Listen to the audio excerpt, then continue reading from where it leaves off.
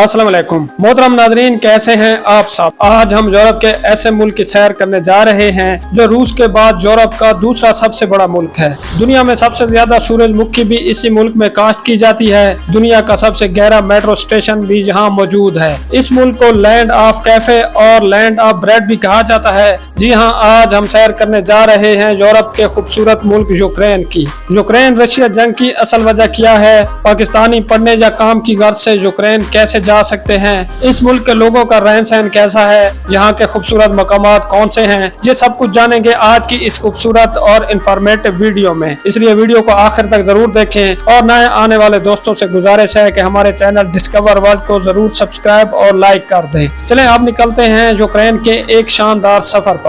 इस कंट्री का ऑफिशियल नाम भी यूक्रेन है, जो यूरोप का दूसरा बड़ा कंट्री है। इस मुल्क का कुल रकबा 6,03,700 मुरबा किलोमीटर है। यूक्रेन की कुल आबादी तकरीबन 3,28,70,000 अफराद पर मुश्तमिल है, जो आबादी के लिहाज से इसे दुनिया का 40वां बड़ा मुल्क बनाती है। इस कंट्री का बॉर्डर 7 मुल्कों से लगता है, जिनमें Poland, Slovakia, Hungary, Romania, Moldova, Russia और बेलारूस शामिल हैं। इसके अलावा ब्लैक सी की सैली पट्टी भी लगती है। यूक्रेन का कैपिटल कीव सिटी है, जो मुल्क का सबसे बड़ा शहर भी है। ये शहर इस कंट्री का सियासी, सकाफती और इक्तसादी मरकज भी है। कीव सिटी की कुल आबादी 30 लाख के करीब है। इस शहर में जदीद और तारीखी दोनों तरह की इमारतें आपको देखने को मिलेंगी। यूक्रेन की ऑफिशियल जबान यूक्रेनी है, लेकिन अंग्रेजी, रूसी, हंगरी, पोलिश और दीगर जबानें भी बोली जाती हैं। यूक्रेन के कैपिटल में मौजूद मेट्रो स्टेशन दुनिया का सबसे गहरा स्टेशन है, जिसकी गहराई 100 मीटर से भी ज्यादा है। इस कंट्री में रशियन कल्चर और यूरोपियन कल्चर दोनों ही आप लोगों को नजर आएंगे। दोस्तों, आपने रशिया और यूक्रेन की जंग के बारे में सुना होगा, लेकिन बहुत कम लोग जानते हैं कि इस जंग की क्या वजह है। यूक्रेन के मौजूदा सदर व्लादिमीर ज़ेलेंस्की हैं। ये कहां से आए हैं और कौन हैं? दुनिया की सबसे बड़ी जंग वर्ल्ड वॉर 2, जिसमें करोड़ों लोग मारे गए और लाखों यहूदियों को भी कत्ल कर दिया गया। इस जंग में पूरे के पूरे खानदान खत्म हो गए। इनमें से एक यहूदी खानदान का बच्चा सैमन ज़ेलेंस्की था, जिसके तीनों भाई होलोकॉस्ट में मार दिए गए और इसके बाप को भी कत्ल कर दिया गया। यह बच्चा फैसला करता है कि वो हिटलर के खिलाफ लड़ेगा और वो सोवियत यूनियन की आर्मी में भर्ती हो गया। आखिरकार 1945 में हिटलर को शिकस्त हुई। शिकस्त देने वाले सोवियत यूनियन के सिपाहियों में ये बच्चा भी शामिल था। 25 जनवरी 1978 को सैमन ज़ेलेंस्की का पोता व्लादिमीर ज़ेलेंस्की पैदा हुआ, जो 2019 में यूक्रेन का प्रेसिडेंट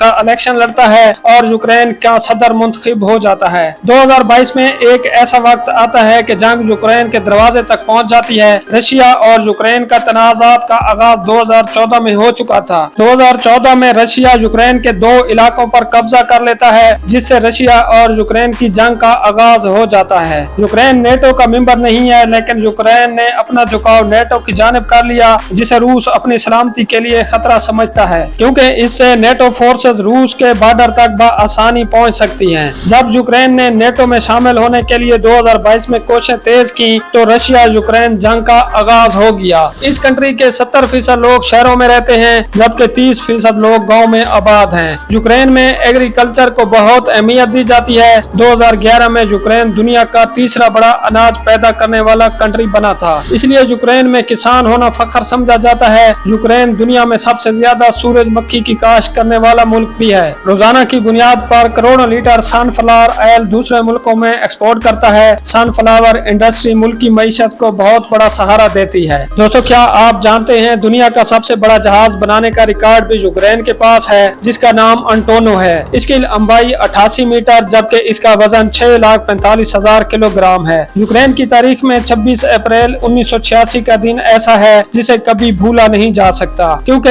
इस दिन यूक्रेन के चेर्नोबिल शहर के न्यूक्लियर प्लांट में ऐसा एक इंसिडेंट हुआ, जिसके बाद आज भी वहां जाना बहुत खतरनाक है। 25 अप्रैल 1986 में इस न्यूक्लियर प्लांट में एक एक्सपेरिमेंट किया जाना था, जिसमें ये देखना था कि अगर पावर प्लांट की बिजली शट डाउन हो जाए तो क्या पावर प्लांट खुद को कंट्रोल कर सकता है। इस तजर्बे के दौरान कूलिंग सिस्टम को भी बंद कर दिया गया और सेफ्टी के तमाम सिस्टम भी बंद हो गए। इस तजर्बे को 3 से 4 घंटों में मुकम्मल किया जाना था, जिसमें ताखीर होती गई और ये 24 घंटों तक पहुंच गया, जिसके बाद एक जोरदार धमाका हुआ और प्लांट फट गया। इस वक्त यूक्रेन सोवियत यूनियन का हिस्सा था। इस हादसे में 30 अफराद हलाक हुए। खतरनाक रेडिएशन की वजह वजह से ये शहर कई सालों के लिए बंद कर दिया गया। एक रिपोर्ट के मुताबिक 20,000 सालों बाद इस इलाके में आबादकारी की जा सकती है। कुछ अरसा कबल टूरिस्ट को इस इलाके में एक खास सेफ्टी के साथ जाने की इजाजत दी गई है। दोस्तों, क्या आप जानते हैं इस कंट्री को आजादी भी न्यूक्लियर वेपन को खत्म करने के बदले में दी गई। 24 अगस्त 1991 को इस मुल्क को सोवियत यूनियन से आजादी मिली। यूक्रेनी लोग अपने मुल्क की आजादी का दिन बड़े धूमधाम से मनाते हैं और इस दिन की मुनासबत से कई प्रोग्राम भी मुनक्कद किए जाते हैं। दोस्तों, इस मुल्क को लैंड ऑफ ब्रेड भी कहा जाता है क्योंकि इस कंट्री में गंदम की क्वालिटी बहुत आला है। इसी वजह से यहाँ की ब्रेड का जायका भी बहुत अच्छा होता है। ये कंट्री पूरी दुनिया में ब्रेड एक्सपोर्ट भी करती है। यूक्रेन को कैपिटल ऑफ कैफे भी कहा जाता है। यहाँ आपको हर 100 मीटर की दूरी पर एक कैफे जरूर मिलेगा। दुनिया में सबसे ज्यादा कैफे यूक्रेन के कैपिटल कीव में मौजूद हैं। यहाँ मैकडोनल्ड की ब्रांचेस भी सबसे ज्यादा आपको देखने को मिलेंगी। यूक्रेनी लोग धूप को बहुत ज्यादा पसंद करते हैं। छुट्टी के दिन सारा दिन धूप में गुजारते हैं। यूक्रेन के लोग बहुत पॉजिटिव होते हैं और कम ही लोग नेगेटिव सोचते हैं। पूरे यूरोप में फ्रेंडली लोग भी आपको यूक्रेन में मिलेंगे।